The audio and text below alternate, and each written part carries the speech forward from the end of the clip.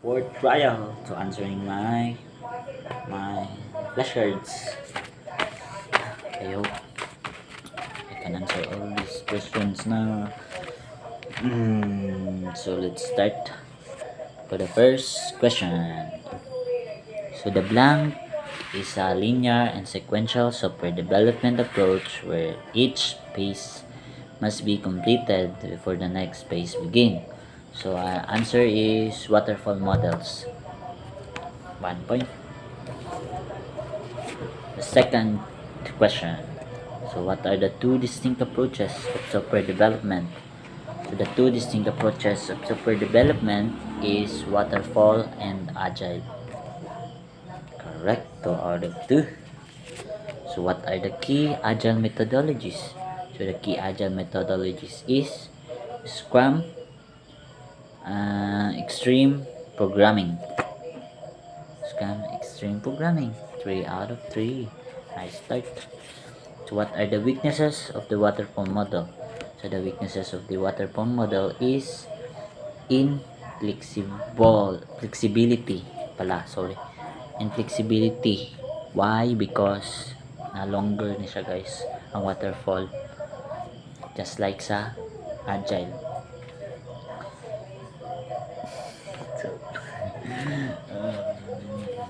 Then so what are the strengths of the agile methodologies?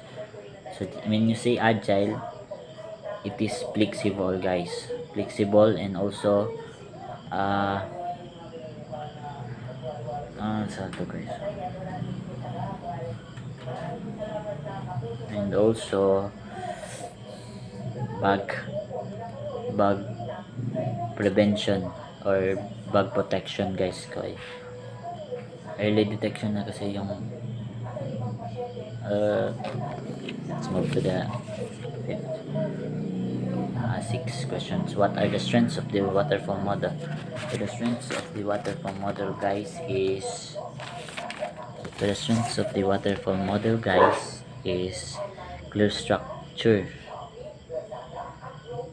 predictability. I think clear structure good for large project, easier to manage. Wrong guys.